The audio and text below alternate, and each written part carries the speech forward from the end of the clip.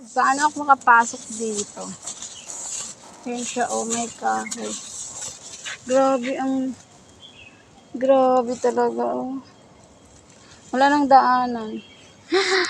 Naanuhan na ng kahoy. Oh my goodness. Diba, tingnan nyo.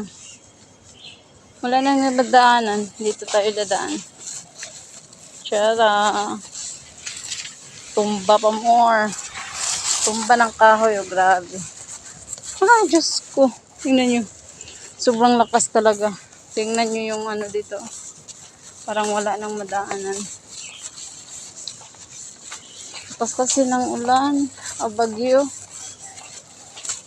Pero ngayon okay na siya. Mukhang ano, grabe doon nangyari. Oh. Parang ano talaga. Ano siya.